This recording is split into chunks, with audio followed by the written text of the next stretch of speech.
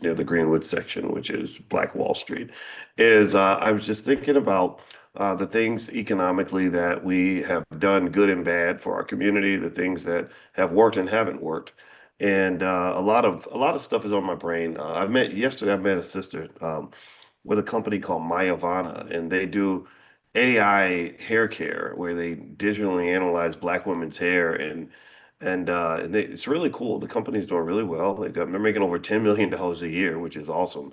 And there's so many great people in the hair care industry that I think are doing an amazing job of using the words of the founder. Her name was Candace. Was reclaiming the supply chain, and I love that terminology because if you look at hair care, the hair care industry, that's probably one of the greatest economic abominations in the Black community in this important sense. It's an abomination because if Black women are spending billions of dollars on their hair, why is it that Asian and white people are getting all the damn money? Like how's that work? How's that work? Are we getting the money when they go do their hair, or is just a one-way kind of situation? I think that what's happening in the hair care industry is truly fascinating. It really shows the bastardization of Black economics. And I encourage you to think about these things when you sort of look around and you go to a Black neighborhood and you see that there's poverty everywhere. Everything's economically devastated. Stuff's falling apart. People aren't getting what they need. It's kind of fascinating. It's like how can a group of people that are so um, talented be so broke? Right? How can a group of people that work so hard have so little? Anybody ever wondered that? How can you have a group of people that can make everybody rich except themselves? And I think that is something that you you want to sort of think about, as you sort of look around and really understand how this economic game is supposed to work. So effectively understanding the economics and how these systems work, which every Black child should master this at an early age. Before they master basketball, football, rapping, and twerking, we need to understand how to really control our economic systems. Because once you do that, if you learn how to do that, if you create these young economic masterminds who are able to understand things like I saw that term vertical integration somewhere in the chat. I didn't see who wrote it, but that's a great term. Dr. Claude Anderson uses that term vertical integration in Powernomics. When you master things like that and you're making sure your kids understand that, then it's like bam bam. And we then at that point become the masters of our fate and really truth be told, we become the masters of the fates of other people. And that's the way it should be. I think that the world would be a better place if Black people ran it. What do y'all think? I think that if we ran the world, if I ruled the world, I think that if we ran the world, the world would be safer. You wouldn't have, the threats of nuclear weapons. You wouldn't have, all these little children being killed in the Gaza Strip. You wouldn't have half the debauchery, if African people, descendants of Africa, us, um, we're running the planet. So let's go out here and take this thing over because they driving us off a cliff. Anyway, with that being said, I decided I want to do a little bit of Q&A today, and also I was thinking about child support, and the reason that I was thinking about child support is because there is um, there's obviously a consistent ongoing debate not just in our community, but in every community about what child support should look like, how much child support should be, who should pay it and why and everything. I'm clicking around on my screen because I want to find it. There was the ladies that fly Nubian Money, Constance Carter and some others were debating this topic the other day, and they made some really profound points, and I wanted to share some of that with you because I really think that this child support conversation is an important economic conversation, largely because child support kicks people in the butt. I pay child support for 18 years, and I paid all my payments, and I just remember how hard it was. And I didn't want to pay child support. I would have been very happy to marry the mother of my child, but unfortunately, I was a little nerd, and I guess street dudes are more interesting. But the thing was, it was just the amount was it felt like a lot, and I felt like every time I went to court, I wasn't respected. It was just difficult, right? I didn't mind doing it because I believe in responsibility, but it is something worth talking about. And if I could have done it over again, I would have avoided that altogether in terms of just I don't think that's the proper way to raise. It's almost like raising a child in financial prison. People have a baby in prison. Like that ain't where you're supposed to have a baby. Well, I feel like the child support system kind of creates this chaos. Where the state is involved in the raising of your child, and the state doesn't care about your baby. So let me play this clip because I thought it was an interesting debate and conversation, and it's on my Instagram. And my Instagram is Dr. Boyce Finance, and as you can see, there's lots of interesting stuff here. Like here's a picture of Bill Clinton playing the sax on Arsenio, and so they said this is right after he shipped all the good-paying manufacturing jobs to Mexico and China. I just thought that was really funny. They play the saxophone for you. You let them get away with anything. They show up with the barbecue chicken and stuff. And also another interesting thing going on financially is that the S&P went down a little bit. Economic worries are starting to grow. There is a whole issue about whether or not stagflation could be around the corner. Stagflation is slowed economic growth and inflation at the same time, which really is nothing short of an economic nightmare. So just be on the watch for that. We'll talk about that more in stock market investing class. If you want to learn more about the stock market, we do stock market Tuesdays, and you can come in and ask me questions, and I'll tell you the stocks I like. Just go to drboycestockmarket.com. That's drboycestockmarket.com. And what else is happening? Hey, what's up, Oh, and everybody? I did some other stuff where I was just sort of commenting on some other things happening, but I'm going to try to stay focused and not let my ADHD run this conversation. So let me find this clip on child support because I thought what the ladies were talking about on Fly Nubian Money is really interesting. Oh, okay, here's one pitch. I got to show y'all this one. So this is Tay Tay, aka Tater or Taylor. This is our youngest, and this is her at the age of 3 on the left when she went to see a ballerina for the first time ever.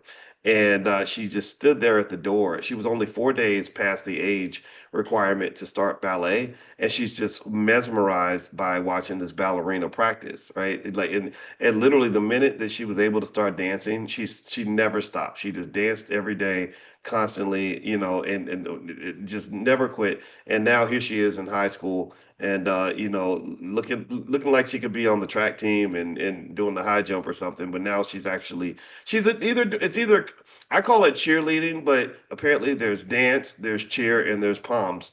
I get it wrong every time, so I'm just gonna say cheerleading, but I think it's palms that she does, and that's her in high school. So I just want to, in case you're wondering how things are going with Lil Tater, that's what's happening right there. All right, so let's get back, let's get focused here. All right, boys, focus. All right, so let me play this clip. This is from Fly Nubian Money, and that's Dr. Lene Javette, Noma Langa Mushali Moses. Oh, is that Dr. Alicia? Is that my wife up in there? I didn't know my wife's in that clip too. There we go. So I thought I thought Constance was there also, but I didn't see. I don't know who the sisters are speaking, but you can check out this clip, and it's on my Instagram. So let me play it, and then let's talk about this from a financial standpoint in terms of what the economic implications are. So here you go.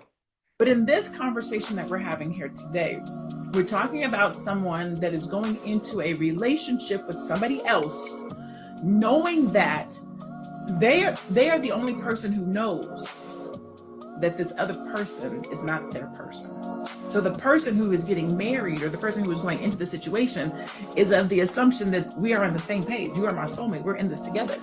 But You know what? I picked the wrong clip, but it was so interesting. I kept playing it. But that's actually a question about relationships. So you can go find that on my Instagram. Let me pick one on child support. Sorry, I got it wrong. So yeah, that is Constance. Okay, so I thought that's what it was. All right, so let me play the right clip this time. Here we go. I just had my coffee, so I'm still catching up. All right, here we go. I want to say something because I often hear things put on women. And fine, I'm going to take my responsibility as a woman. A woman should keep her legs closed. A woman should do this. A woman should do that. What about the respectable men Why are we not elevating this conversation to the men and the responsibility that they have as well? As I said yesterday, a woman can only carry one pregnancy at a time. You can only be pregnant for 9 months at one time. A man could have multiple women pregnant during that same 9-month period. So I think there's enough responsibility to be shared by all, not just women keep your legs closed. Men, keep your legs closed too. 100%. But see, it's always on us because we're the ones having to take care of the baby. We're the ones that are responsible for taking care of the baby. So ultimately, unfortunately, it takes two to tango, but the responsibility always most likely falls upon the woman. Peter said, women, make a personal financial deal with the father and keep your breakup out of the system. That way the child gets the real support needed. The justice system has been bamboozling you and capitalizing on both parents long enough. They can't do anything unless you file. Stop filing, and men, make the deal with her and stick to it. That's how you cut out the middleman. Even if you're not together, you can beat the system together. Beat the system. I 100% agree. If there's a way that you can keep the government, the white man out your business, do it. Let me tell you, I went through a tumultuous divorce. I lost a lot of money, and working hard and building and doing all these things and having somebody else to tell you what you got to do with the things that you worked hard for is one of the hardest pills to swallow. It's something that you don't want. So if you can work, and then we ended up losing more, both of us, by going through the system that I did not want to go through in the first place. So if you can afford, if you can try to keep the man out your business, I mean, it would be great if people could just be responsible. Unfortunately, we got to have the goddamn system in order to make people do what they're supposed to do. And that's the unfortunate part of all of this. So listen, Aisha, do you think that it's necessary for us to have a system that enforces child support? Yes, I do. Especially if people are not being, accountable, if they don't want to support the mother or the father, either way, right? We have to have a system that will make sure that if somebody doesn't want to do what it's supposed to do, that they go to a place to get support to get that accomplished. Unfortunately, we're in a country or community or society where you need these things to help you. Where the way I was raised, the family is the one that will come up and tell you what to do, not the government. So it makes it a little different. Where now the government has to give you a piece of paper that you have to do this and do that. While, divorce happen everywhere. It's not only here, but it's also different here where it's very systematized, where this is how it goes, and then it causes a lot of rift among people.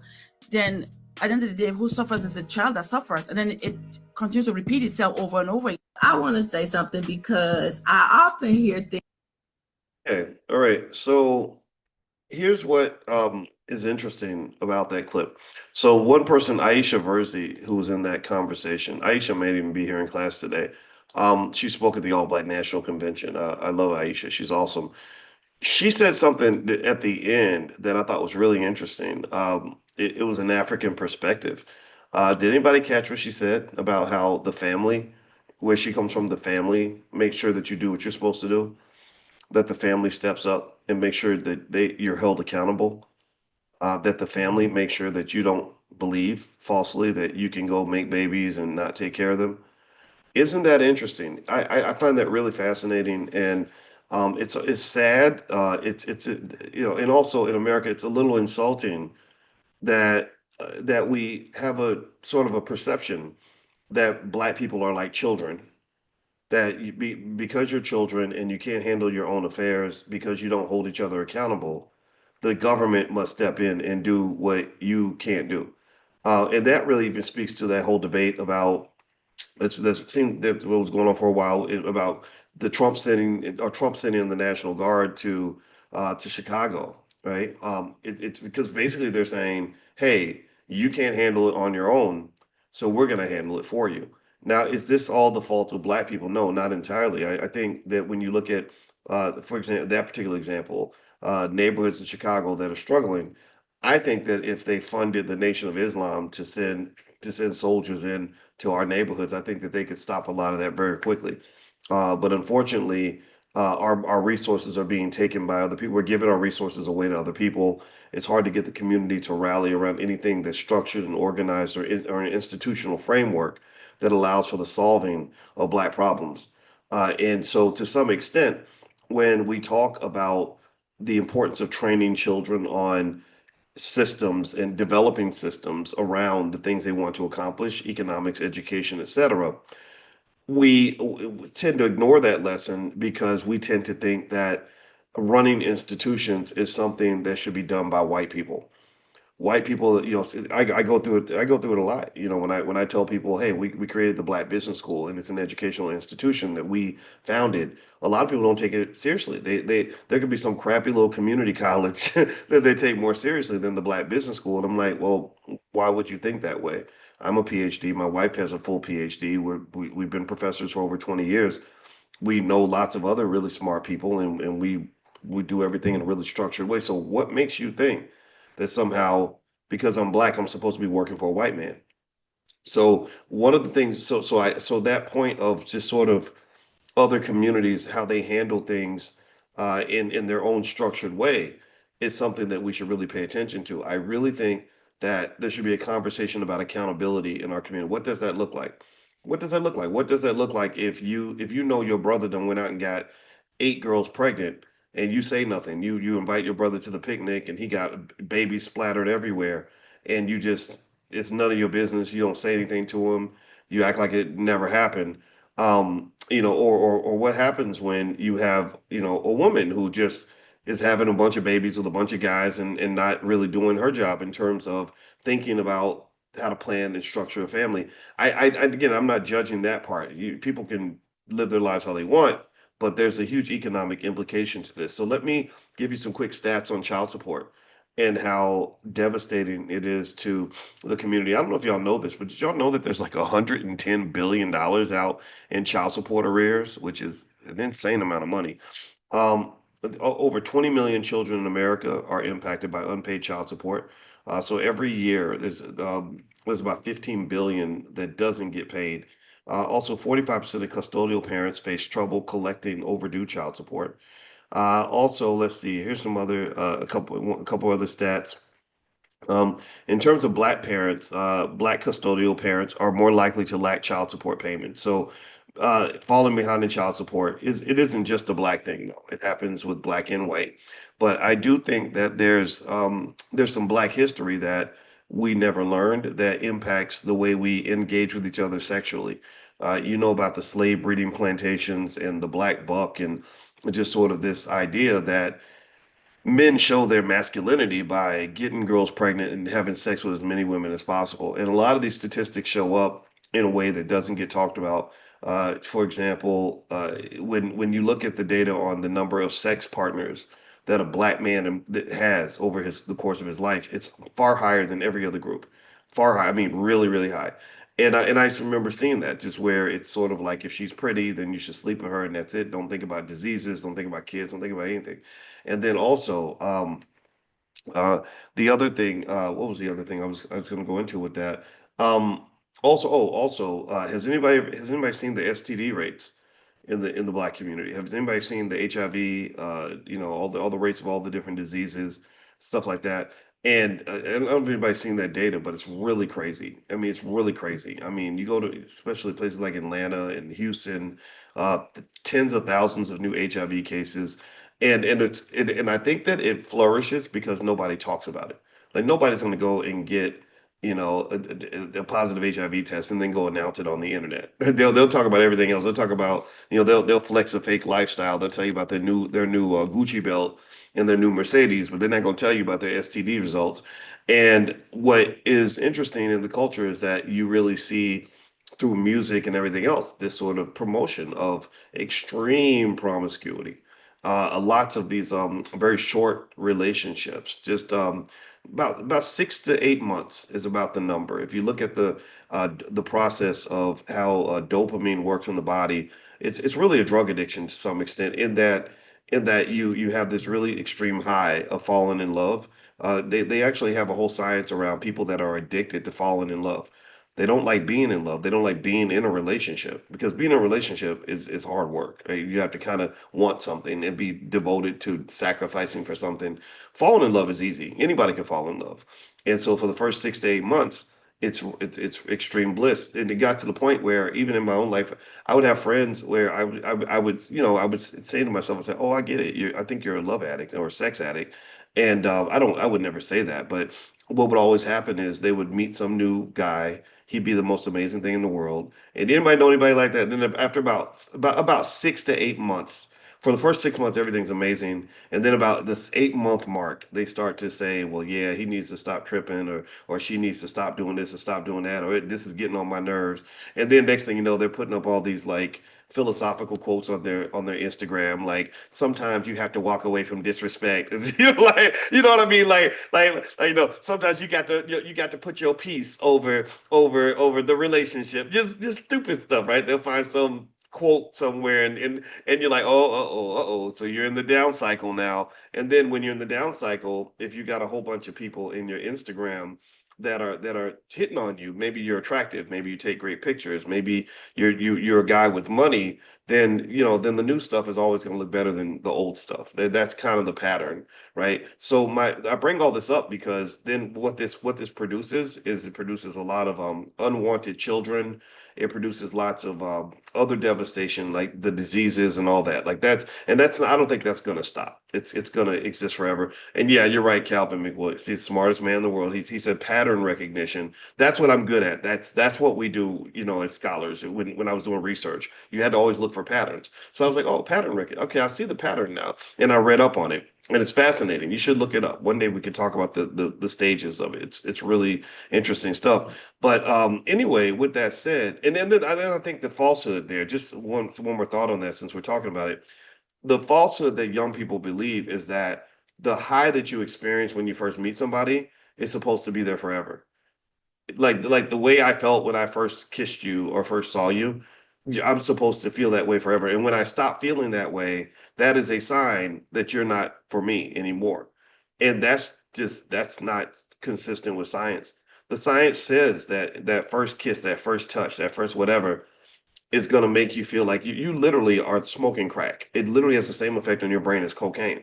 And anybody who is a cocaine addict will tell you that there's nothing like that first high, right? And so again, it's you can do what you want with that information, but I would encourage you to look up the science of love and dopamine manipulation, because it doesn't just happen in relationships, but it also happens with consumer products. The way they get you to buy things is they manipulate your dopamine. The way they get you to scroll social media, it's the dopamine manipulation. Same stuff they use to create gambling addicts in the casino is exactly what they use to keep you scrolling on Instagram. And so when you have a society full of drug addicts, who are depressed and emotionally volatile because of this addiction, it's very easy to manipulate that group and force them into long-term consequences for short-term decision making. So you have long-term consequences, like okay, you're gonna have to work a crappy job for the rest of your life because you engaged in the short-term gratification of maxing out your credit card and not wanting to go to school and not making sacrifice, not saving and investing, right? So you didn't, because saving and investing is hard, but spending is fun. Studying is hard, but going to the club is fun. Um, Discipline is hard, but having sex is fun. So because you were trained in this society to aim for the fun, aim for the fun, aim for the dopamine, get another hit, put it in my vein, get another hit, another hit, another hit. Next thing you know, you're trapped in this life that you didn't want to have. You're either trapped with the kid that is the long-term consequence. You're like, damn, I didn't want to have a baby with that person. You're trapped with the job that you hate because I didn't really want to invest when I was young, and that's why I'm 55, 60 years old, and I have nothing for retirement. Or you're trapped with whatever other situation. Maybe you're trapped in the child support system. And Constance Carter did a great job in that video. By the way, the ladies of Fly Nubian Money, they go live every day. They have a great show. These are brilliant Black women. I hope that we'll support and can listen to smart black women when they talk. They go live every day. If you want to get notified when they go live, just text the word Queens to the number 87948. So text Queens to 87948. They go live every day. They were at the All Black National Convention, and I know a lot of you were there for their session. And anyway, when you look at the child support thing and what it does financially, I think it's important to really consider family planning as part of your overall economic agenda, right? We talked about that a little bit. If you don't have family planning as part of your economic agenda, then you really have no economic agenda because your lack of family planning is going to eat away at everything that you ever try to accomplish financially. So you try to start investing, you say, damn, I can't invest because I've got 3 kids and 3 babies mamas I gotta send money to, and it's absolutely terrible, right? So let me give you some tips in terms of how you might deal with, in terms of minimizing the damage of a fractured relationship as it pertains to child support. These are things that aren't really talked about, but here's a few things that you might want to consider when you make an agreement. Constance was right. You want to keep the state out of your business as much as possible. The state does not care about you. The state does not care about your finances. And the state sure as hell don't care about your children. All the state's job is to manage you like an animal because you act like a damn animal because y'all can't get along. Y'all can't figure it out. Y'all fighting like cats and dogs. So we're going to put y'all both in a cage and force you to eat whatever's in the bowl that we feed you. And so when you don't have discipline, your freedom gets taken away. That's one principle I learned a long time ago. And I'm not just having this conversation with you. This is a conversation I had with myself a long time ago. I said, Boyce, if you're not disciplined, the state will discipline you. My grandfather told my mama. I grew up in an era when I used to get whoopings. I used to get spanked. Anybody else grow up? Anybody else get a whooping when you little? Give me a yes if you got a whoopings when you were little. I didn't like them. It was partly traumatic. It wasn't as traumatic as people want to make it out to be, though. I'm gonna be honest. I don't think that it's. I think that we just sort of have these waves of parenting, and we want to second guess and judge everything that people did before us. I'm not saying whoopings should be the first resort. I'm not saying whoopings are always okay. I'm not saying it's okay to beat your child with a freaking electrical cord, right? I'm not whatever. I'm just saying that some of us got whoopings and it wasn't as devastating as some people want to make it out to be like, oh my God, you smacked the child's butt, or you should go to jail for that. I'm not one of those people. I ain't gonna lie. I'm not one of those people that wants to send a mama to prison because her child was getting out of line and she smacked him to make a point. I'm not saying it's okay. I would encourage you to talk to the child. I don't spank our kids. Because I don't have to. I'd rather talk to them, help them understand it. But I can also tell you that I think this generation does have a little bit less discipline than our generation did, and I also think that there are some things that they're missing that we had. Again, you can debate that all you want, and I know some people have strong feelings about it. I respect your feelings, whatever they are. But here's the thing: I remember my grandfather telling my mother to whoop me. Again, not saying this is okay. I'm not justifying whoopings. I told you I raised my kids different from the way I was raised. But he said, if you don't discipline him, the government will. She said, if you don't make sure your son is under control, then he's going to be out in the street. He's going to be wilding out. And a cop is going to take a billy club and put it upside his head. Or even worse, he's going to pull out a gun and shoot your son in the chest. Or he's going to drag him away to prison where he's going to get raped every day for the next 25 years. Now, again, not justifying her reaction. She was young, so she just did the best she knew, right? But I want you to look around and I want you to go to Chicago, Philadelphia, New York, and I want you to look at how many undisciplined boys there are in the street who will run up and talk crazy to a cop, will just be incredibly undisciplined in the street and then get disciplined by the state. And I'm not saying that it's okay. I'm just saying that it's real. And because I'll say this too, um, if you ever want to meet a truly disciplined man who gets up every morning and makes his bed and does everything properly all the time, go talk to a brother that sat there and was disciplined like an animal for the last 20 years in prison. A lot of the guys I know that went to prison for 20 years are some of the most disciplined people that you'll ever meet because they were disciplined by the state. And it breaks my heart. It's not fair. It's not right. They shouldn't have had to go through that. So if I got a choice, and let's say in my life, I'm not going to talk about nobody else's life. I'm not telling nobody else what to do with their kids or what to do with. I'm not telling nobody nothing. All I'm saying is if I had a choice in my life, would I rather be disciplined by my parents by getting spanked every now and then? Maybe it would happen once every 6 to 8 months or something, versus not having the discipline and going out here in these streets and getting disciplined by the streets or getting disciplined by the government. Oh, I would take my parents' discipline any day of the week because at least I knew they loved me. At least I knew they wanted what's best for me.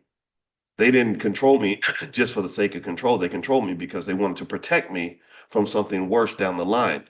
And I bet every single person in this room, give me a yes if you know a person who wasn't disciplined properly, who ended up learning the hard way. Does anybody, how many of y'all know at least one black, I'm talking about black men right now too, black women too, but black men, how many of y'all know at least one black man who didn't listen to nobody, didn't want to follow orders, didn't want to do, didn't know, cop rolls up, they talking crazy, whatever, they, a rival gang got something to say, they want to get out here and go wild.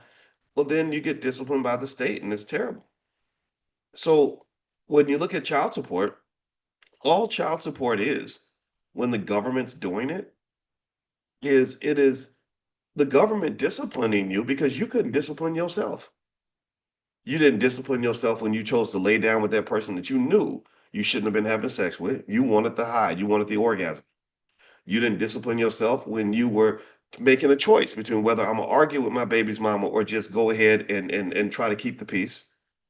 You weren't disciplined in choosing the partner that you chose to go engage in this 20-year situation with. You weren't disciplined when you chose that man because you, for whatever reason, thought he was a good man because he was 6 feet tall and made a lot of money. So because you weren't disciplined and you put yourself in a sloppy, crazy situation, we've all done it. Everybody, I'm not judging you because I've made mistakes. But I can tell you when I paid 18 years of child support, that was the state disciplining me because I did not discipline myself. I was a 17-year-old who was excited about having sex. Nobody took my virginity. I was looking to give my virginity away since I was 12. I was like, who wants my virginity? You can have it. Do you want it? Do you want it? Do you want it? Right? So when I discovered sex, it was the greatest thing in the world, the greatest high I'd ever experienced anything like this. But then there's all these consequences that came with it. And if I could do it over again, I would. And if I was my own father and I could go back and talk to that 17-year-old kid, I would be like, hold on, man. Let me just explain to you what you're about to sign up for. You're signing a deal with the devil right now because you're going to have many, many years of stress, financially and otherwise, because you're not entering into this process in the appropriate way, right? So here are some tips that are out there in terms of things you might do to keep the state from having to discipline you. Another example of when others discipline you because you chose not to discipline yourself is if you're like, say, an entrepreneur and you're running a business and you don't want to be disciplined. You don't want to get up every morning. You don't want to work 10 hours a day or 8 hours a day or whatever. You get distracted easily. Well, then eventually your business fails. You can't pay your bills, and then you got to go to a job. And on that job, they will discipline you. So my motivation as an entrepreneur for many years was I said, if I don't stay disciplined, then the white man's going to come discipline me because he's going to have me on that damn job doing stuff I don't want to do. So I'm going to be hella disciplined. I get up every morning at 7 a.m. even though I don't have to. I could sleep till noon. I could go on trips. I could sit around and get high all day if I wanted to. I could probably afford drugs if I was a drug addict. But I don't do any of those things. I stay extremely disciplined, and I stay disciplined because I learned that freedom is a privilege that only tends to come to those who are disciplined enough to obtain it and to maintain it. When you talk about like things like financial freedom, that requires discipline. Everybody has to serve some kind of a master. Everybody does. The question is, which master are you going to serve? When I was in college studying 7, 8 hours a day and nobody understood it, everybody laughed at me. Everybody thought I was too serious and something was wrong with me. I said, well, I'm going to be disciplined now because I don't want to be disciplined by a white man's job.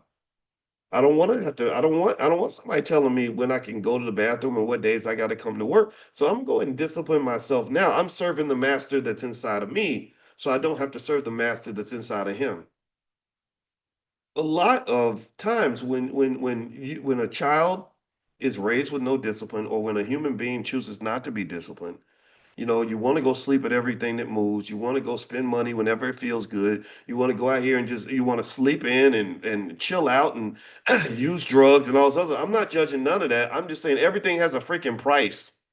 That's what I'm saying. I'm not saying don't do it. I don't tell people what to do. I'm saying that cause and effect is real. Consequences are always real. In economics, they have a saying that says there's no such thing as a free lunch. So when you choose not to be committed to something, everybody has to be committed to something. Everybody has to. I hear people talk about relationships. They say, I won't submit. I don't want to submit to nothing. No, everybody's gonna submit to something. You're gonna submit to something. You will submit to something. So if you don't, for example, if you don't submit to hard work, then you're gonna submit to corporate slavery. If you don't submit to saving and investing, like you have to do it, then you're going to submit to financial desperation. You're submitting to economic stress. You're submitting to all the limitations that come when you don't have enough money. If I don't submit to my wife, then I'm submitting to divorce court and all the stresses that come with that. You know, so everybody has to submit to something. If I don't submit to going to the gym, then I'm submitting to all the hospital bills I'm gonna have to pay because my fat ass didn't want to do a couple of jumping jacks and I got to take tons of medication now. So everybody, so you either pay now or pay later. That's really the point. And so this isn't just true in the world of wealth, because right now, for example, some of the biggest companies in the world are buy now, pay later companies. All they are is drug dealers. Companies like Klarna and Affirm and so on, they're making billions of dollars from one simple idea: buy now, pay later. Student loans, buy now, pay later. Just sign here. Oh, you'll pay later. And the way they trick you into doing that and making these deals with the devil is they're like, oh, later's never gonna come. The future isn't real. It's not gonna happen, bud. Just sign now. Take the money now. Take the good vibes now. Go have the orgasm now. And then later ain't gonna happen. So then later happens, and it might show up in 40 years of student loan debt. Later happens, it might show up in 40 years of corporate slavery. Later might happen, it might show up in 20 years of child support payments and stress and anger over how you hate your baby's mama. Right? But the payments coming. Your ass gonna pay. Ain't nothing free out here, man. Nothing's free. So I would encourage you to think about the world as an investor. Because investors, not only do they realize that nothing's free, but they also realize that you get rewarded for everything that you invest in for the most part. That if I make the sacrifice now, the reward will come later. So I can either take the reward now and make the sacrifice later, in which case I will typically pay interest. I will pay back more than I received. So I can either take the reward now and pay later, which means I'm in debt to something. Debt is slavery if it goes to the extreme. Or I make the sacrifice now and get the reward later. Which side of the seesaw you want to be on?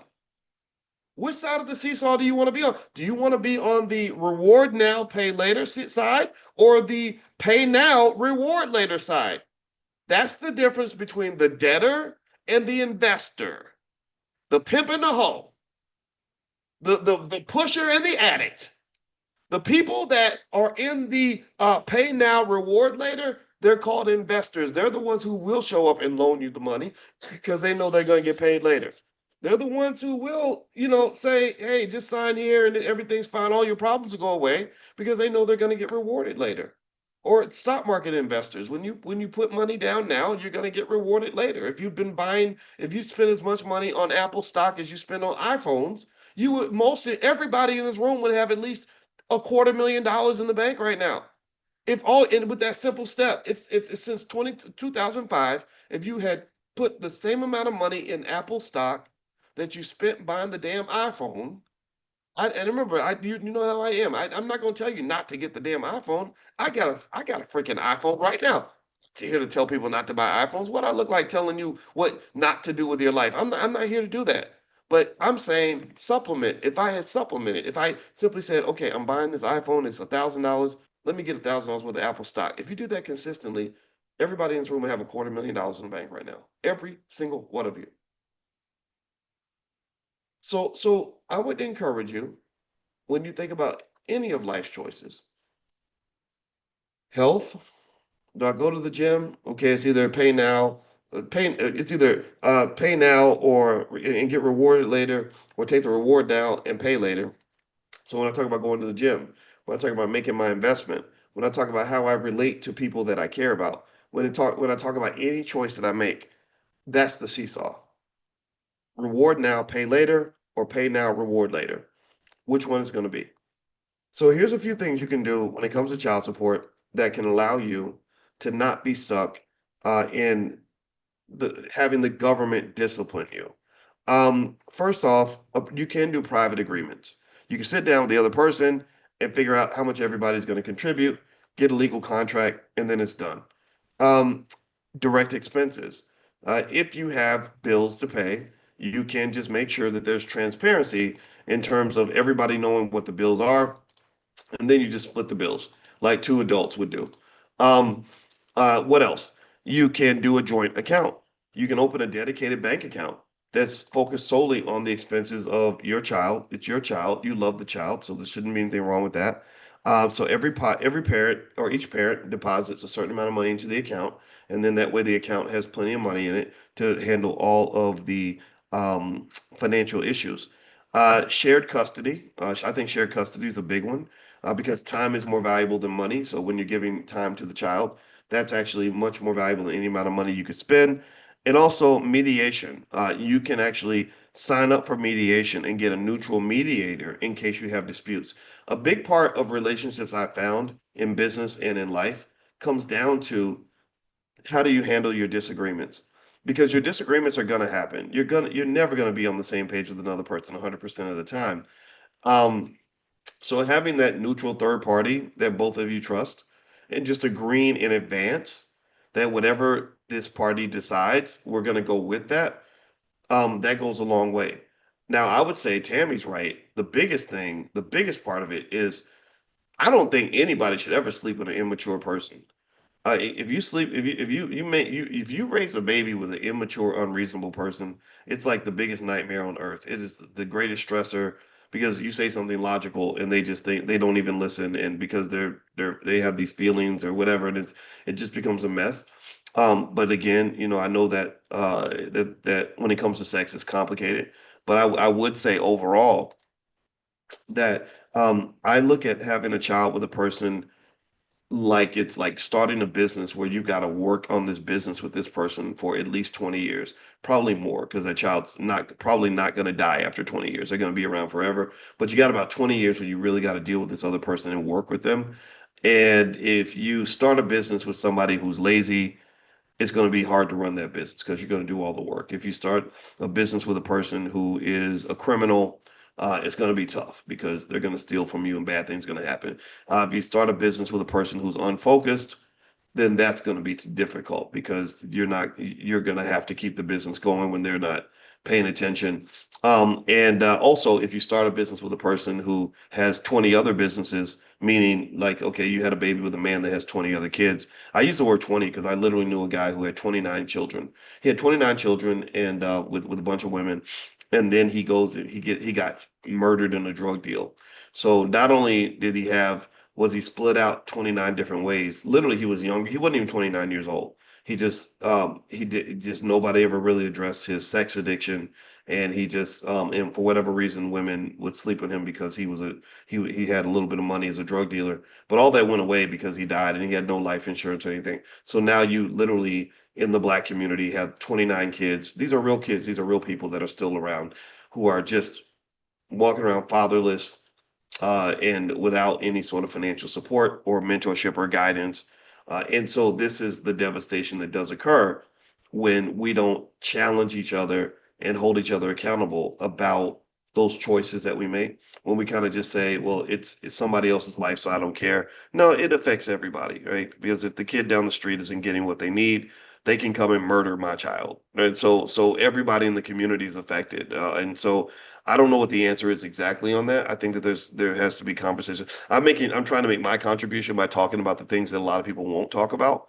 But I really will say, if you don't really commit to some degree of accountability in the Black community, then you're gonna constantly have daddy government stepping in and saying, I'm going to control these Negroes because they can't control themselves. They have no self-discipline, so we're going to discipline them. If you look at estate planning, for example, did you know that there are thousands of law firms where they stay in business only because families don't make plans. Somebody they're too undisciplined to do it. They don't want to sit down and do the difficult grown up work of putting it together the estate plan or making a plan like, okay, what happens if grandma dies? What happens if big daddy dies? Let's go ahead and get the insurance in place. They don't want to have the discipline to do it. So because there's no discipline in the preparation, then the discipline is imposed after the event takes place. And the difference is that it goes back to this universal principle. You've known this your whole life. It's called but an ounce of prevention is worth a pound of cure. So you didn't want to do the ounce of prevention. So now someone has to go back and cure and fix this situation. So what happens is that some law firm comes along and they're able to make money because your whole estate is in probate because you didn't make any plans because you for whatever reason you either thought you were never going to die or you just didn't want to confront it because it makes you feel bad. Right. Again, that's the lack of discipline, the inability to do things that make us feel uncomfortable or make us feel bad. And I'm not judging. I'm just saying we all do it. Everybody does it. We all procrastinate. We all put off things that we don't really want to do. Everybody does it. I mean, come on, don't act like you're holier than thou. I do it. I do it all the time. But when I do it, there's a price, and the price actually comes down to. I'm gonna get a little bit deep on something that I don't know. This just comes to mind. I was talking to a young lady about this the other day.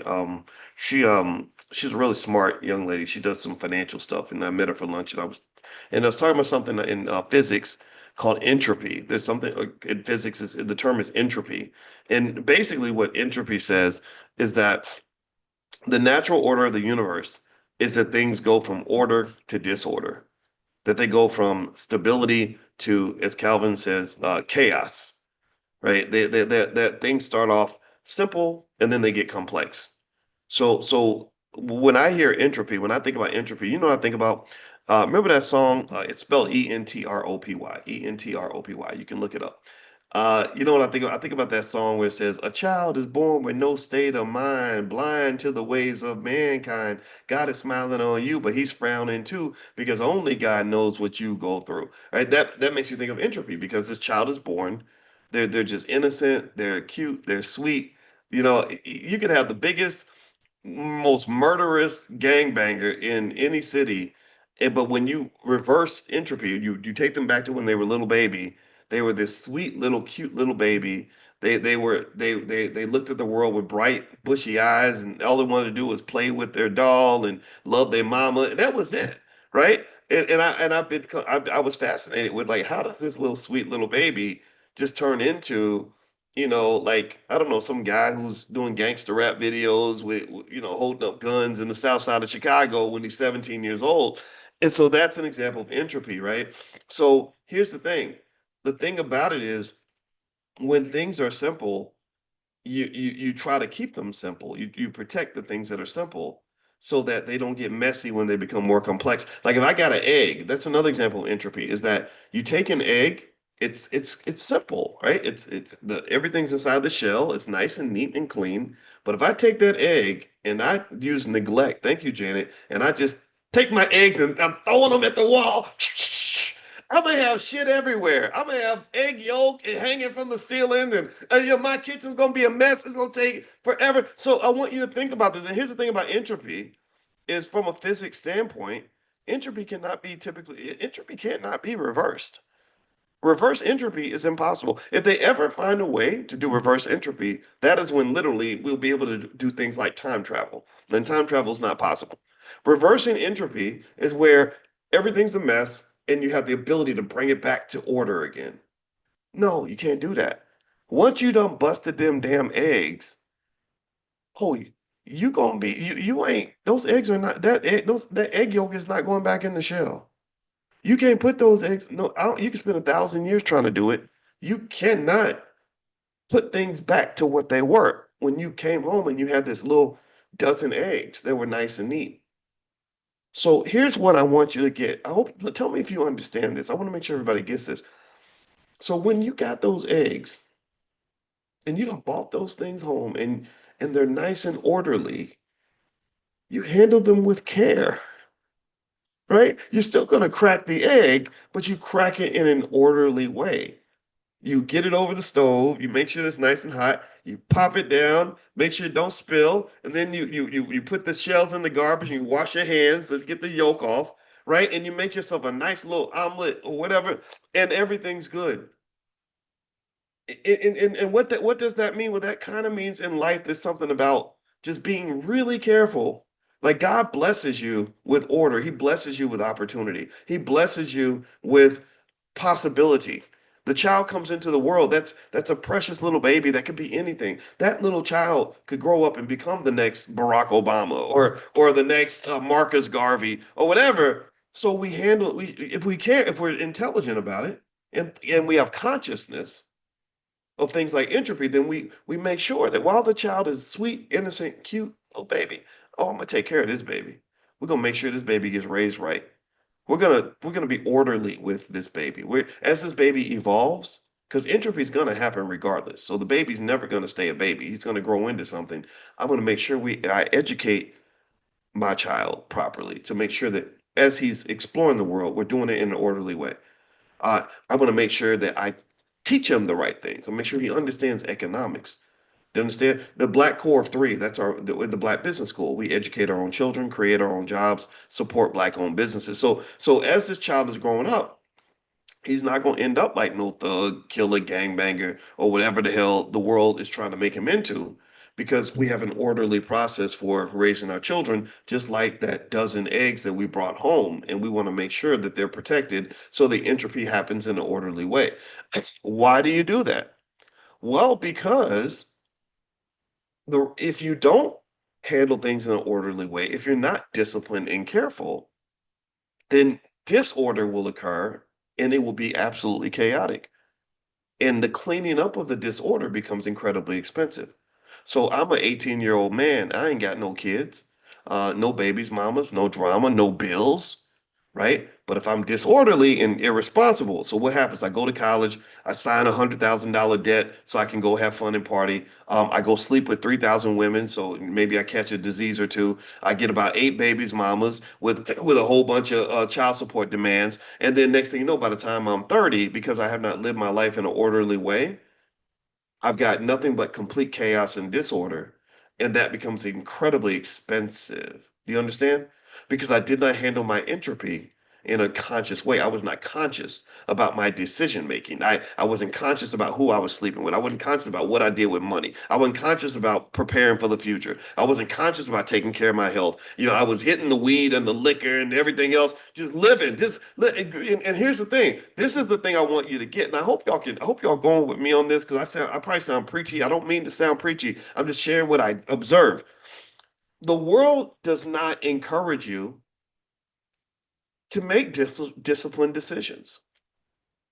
Why is that? Well, because if I'm the government, or if I'm corporate America or daddy capitalism, want people to live their lives in a disciplined, orderly way. I want them to be financially careful where they're managing their money and saving and investing. No, I want you to go to the store and spend your ass off so that I can charge you interest on all the debt you're gonna owe me. You don't want you raised in an orderly fashion where your two-parent household is going to make sure that you learn how to be an entrepreneur and make your own money. No, I need you raised by a single parent who's working 14 hours a day and ain't got time to watch you, so you don't have no education, no preparation for life, so that I can force you to become a slave for the corporation. So you have to go get that job working for the corporation and making money for the people who are going to profit from the disorder you've created in your life. That's what again, entropy. You don't manage the eggs. The eggs are splattered. Instead, you throw them all against the wall. Now you got a big old mess. Now you have a very costly problem that has to be fixed. An ounce of prevention is worth a pound of cure. So because you didn't do the ounce of prevention, now you got to pay for the pound of cure.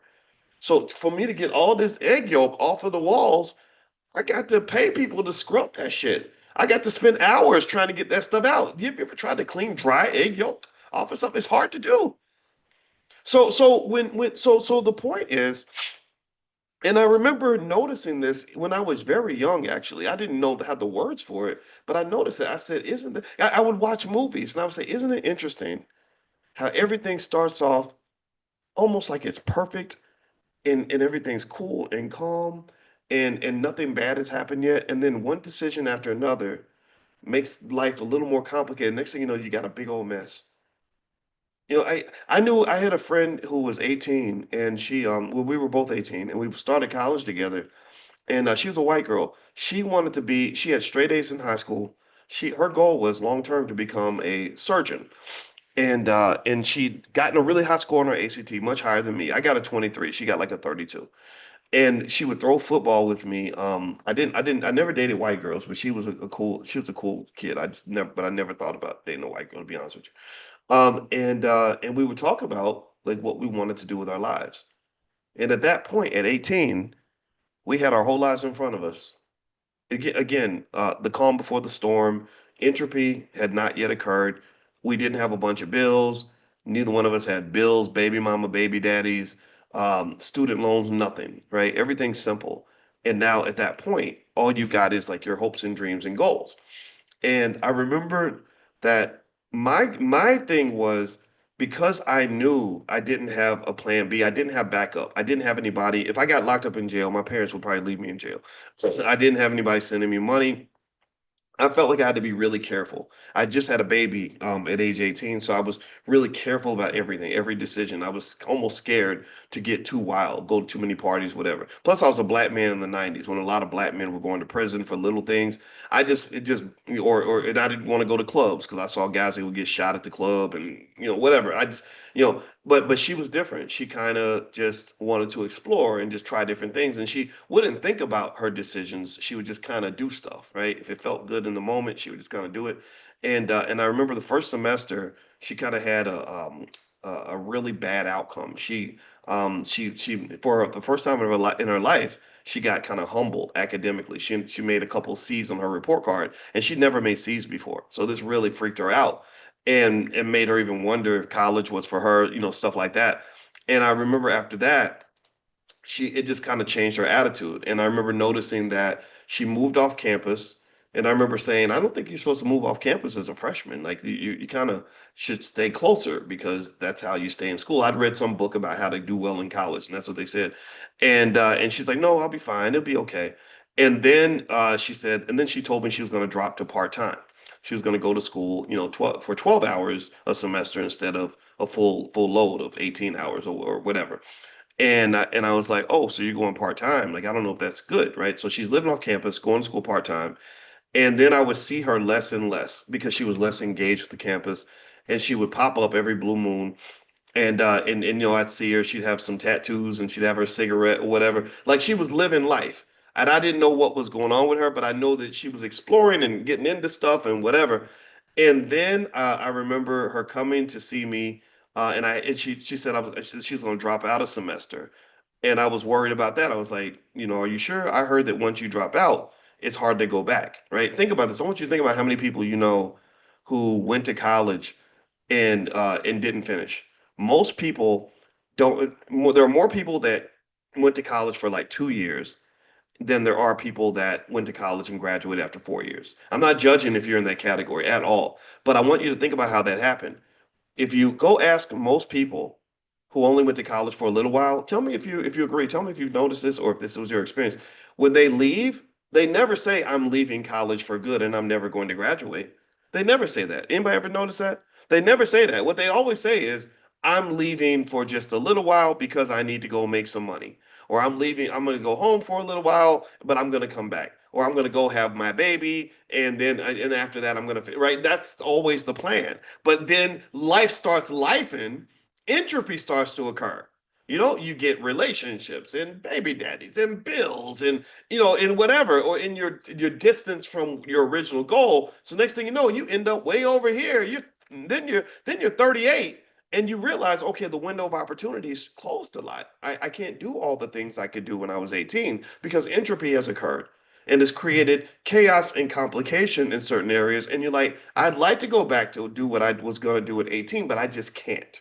Because now I got kids. Now I got this. Now I got that. Right now I got my job, and I got to keep my job to pay my bills. Right? It's usually a conversation like that. Right? So anyway, with this girl, let's just finish the story.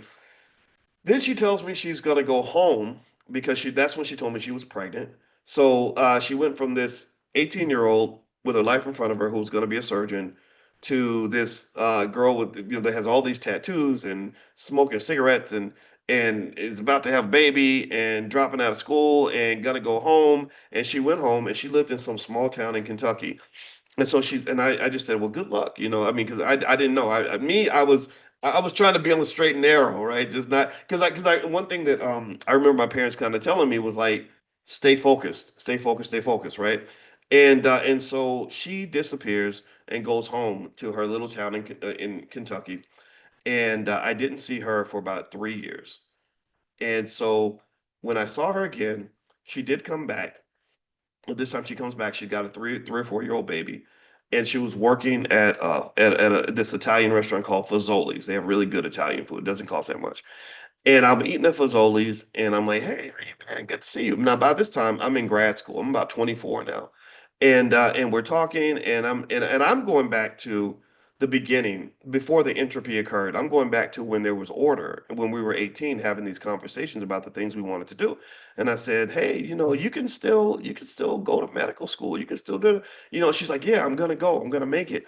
I'm gonna, I have the baby, and I think the baby daddy was like in jail or something. So she was white, so we can't put this on black people. So she'd had the baby with the guy in jail, and she was working for minimum wage at Fazoli's to take care of the baby, right? So she wasn't in school yet. So at this point, everything was just talk, right? All the things about education, all that, she wasn't actually doing it. She was holding on to the fantasy because that was really, at that point, that was all she had. So, but I was going along with it, and I really thought maybe, okay, that you can turn this thing around. Here's what you can do, blah blah blah. And so here's where I realized here's where everything changed. So I remember saying to her, I said, so why don't you go ahead, just why don't you start this semester? You can then catch up and blah blah.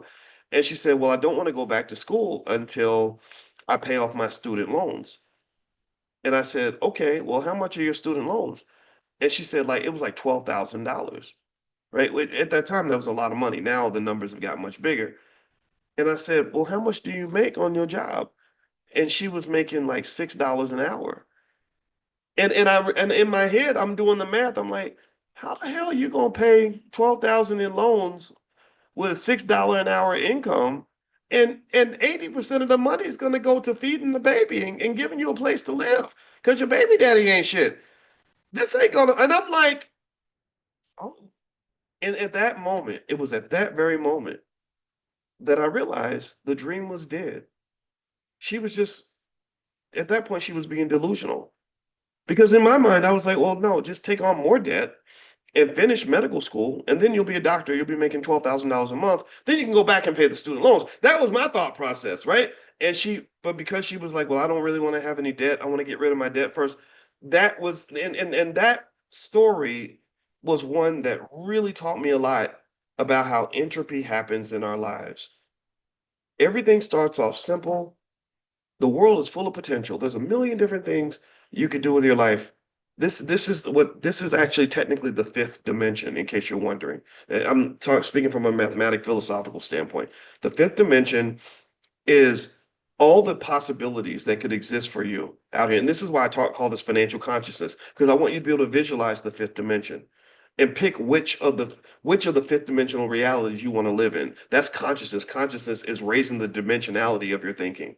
We got a lot of two-dimensional Negroes out here, and that's not healthy, right? So the fifth dimension is like before the entropy has occurred, there's complete order. You got the carton of eggs, they're nice and orderly. You could do anything with these eggs.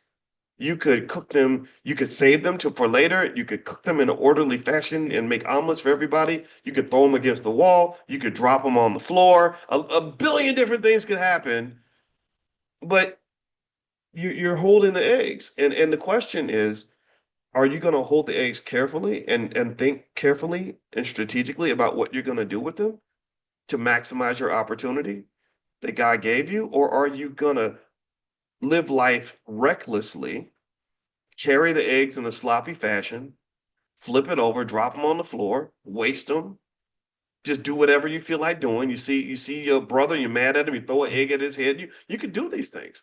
You could live a YOLO life. But what I found is that a YOLO life, like I'm not thinking about the future, I'm living for the moment, tends to lead to a very costly amount of disorder that is very expensive to clean up later. And it's not just costly, but I would say two things. One, you have a system that works against you in two ways. One, the culture encourages young people to live a YOLO life. The culture encourages you. I heard a rapper in one of his verses. It was a rapper named it wasn't Gucci Mane. It was another one. Yo Gotti. And there was a verse in his song where he said, "We gonna ball today, f tomorrow." Like I don't care about tomorrow. We gonna have fun today. Today's all that matters. And you really have a society that encourages that. The second area where it's working against you is, remember, corporate America and government, they make money from the disorder, right? The healthcare system doesn't make money if you are intelligent and orderly about protecting your health. They make money when you live a YOLO lifestyle. You eat whatever's in front of you. You eat all the processed food. You eat all the candy. You don't do anything to take care of your health. They make money cleaning up the disorder. Now you got diabetes, kidney disease, heart disease. You're going back and forth to the doctor. Every time you walk up in that doctor's office, there is a cha-ching that's happening in some healthcare company's bank account. Child support, that's another area, right? Your life is orderly, you ain't got no kids, everything's simple. But then you go YOLO, right? Like, oh man, look at all these women. I got right, and next thing you know, you've got the five babies, mamas, and the disorder, the chaos that ensues, and you then have to go to court to manage to create order where you've created disorder because you did not honor the power that you had in the right to manage and maintain your freedom by being disciplined and intelligent. So now they step in and they create order where there was disorder.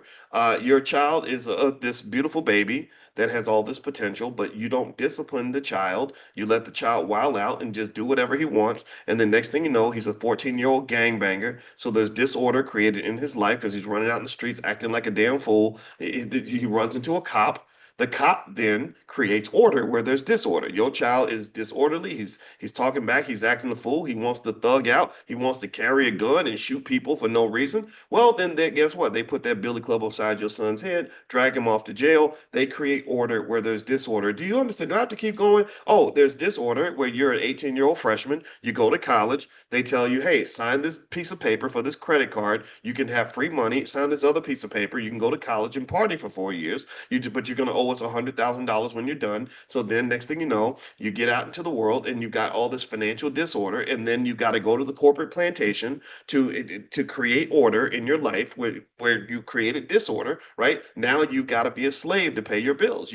Someone says, hey, why don't you quit your job because it's stressing you out, it's making you cry every day, it's probably killing you, and you say, no, I got to go to work because I have no choice. Right, so you now have to go into this slavery, which is an expensive way to manage and deal with the entropy that occurred in your life. And because we are encouraged to not have consciousness, right? Because people like me who talk too much, we sound like we're just being preachy. We sound like we are a goody two shoes. People like me, they just don't listen to that guy. He just think he's better than everybody else. Because no, because these ideas are not really received well by some people, you have a consistent disorder being created, and it becomes very expensive to create order with the disorder, but it becomes a business model. Do you understand? It becomes a business model. The healthcare industry does not make money when you are orderly about your healthcare. The child support courts and divorce courts don't make money when you're orderly about managing your relationships. Do you know how many billions of dollars are made in divorce court alone? Because you can't manage your shit, and now you out here fighting like a dog in the street with somebody that you're supposed to love. Now they got to come in like the police and create order. Okay, you sit down, you pay this much, you pay that much, you do this, you do that, like you a damn child, like you are a child. So really, generally in life, and I'm not just talking to you, I'm talking to all of us, because we all have the inner child. We all have the part of ourselves that wants to be lazy, that wants to fight, that wants to act a fool, that doesn't want to make a plan, that wants to just live in the moment. We all do this. We all do this. This is emotional intelligence. You don't really you go to school for that, right? What I'm saying to you is, I think you have to make a decision. Am I going to be disciplined and submit to something, or am I going to choose not to submit to anything and then have to submit to something else later on down the road, something I don't want to submit to? And so when people talk to me about submission, whether it's relationships or whatever, I say, well, of course you should submit. We all have to calm our crazy ass down and submit to something. Everybody has to make a sacrifice and do something uncomfortable, unless you want to make the big sacrifice later on. So when I sit down and I work, even though I don't have to work, it's because I'm defending my freedom by imposing self-discipline so I don't have to get external discipline.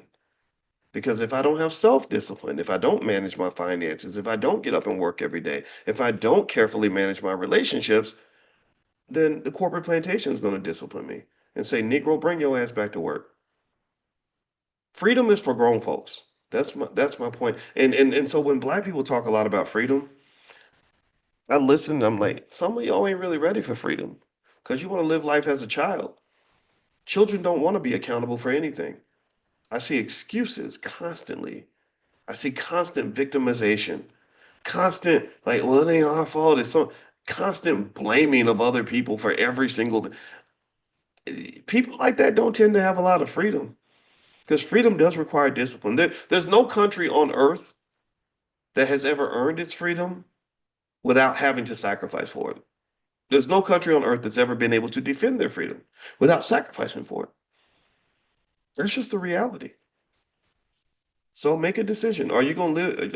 We gonna be grown ups or we gonna be children? Because I believe, here's what I believe. I believe that the world looks at black people as children. I do. When we promote rappers who call us niggas and then we get mad when a white man does it, that's childish thinking. That makes no sense to me, right? Or when we promote people that are drug dealers and want to murder black people and we think that they're cool because we like the way their music sounds, that's very childish. It's really borderline embarrassing. And I could keep going down the list, but I'm not here to over preach or make anybody feel bad. But I think at some point there's a point where you have to kind of make a decision you know. So anyway, I'm done. Thank you for listening. I appreciate it. Really quickly, we do have, if you're interested in things like swing trading, you guys know Lawrence the Panther Eggleston is a member of the Black Business School, and his swing trading study hall. He does a study hall where he talks to you about your trades, and he's really good. He's a young guy, and I love him. He starts on Sunday. And so I'll text you all a link if you want to join his swing trading study hall for a couple of days. The price is discounted significantly, so you can join. You can bring your whole family, and I encourage you to take a look at what Lawrence is doing. I really like the guy a lot. Also, if you have children, some of you are asking me about wealth for building for your kids and for your family. We have a whole Black Wealth Mastery store that you can go to at drboycebooks.com. At drboycebooks.com, you can get a copy of my book, The 10 Commandments of Black Economic Power. There are flashcards for that book, so you can explain it to your kids. There are also financial flashcards for kids that cover everything from real estate to stock market investing to everything else. We even have stock options and cryptocurrency flashcards for kids. And there's also Dr. Boy's cheat sheets as well. The cheat sheets are one-pagers that explain complex financial concepts, but do it in a way that's very friendly. And you can put it on your refrigerator, kind of stare at it, a few times, and you'll nail down a lot of concepts. So feel free to go to drboycebooks.com and write down this code. If you want to get a discount, you can use the code morning70. And actually, that will take 70% off almost everything in the store. So you write down that code, all one word, morning70. And that's a code for you guys for today. So feel free to go use that. All right. So hit the thumbs up button if you're watching something outside of the Zoom. If you want to join the private Zoom, just text the word morning to the number 87948. So text morning to 87948. We do this every morning. Normally, we don't talk for an hour and 17 minutes. I try to aim for 30 to 45 minutes. But today, the Holy Spirit hit me. The good Lord had me talking, so I just couldn't help it. You can't control how it's going to come out. So anyway, I hope you guys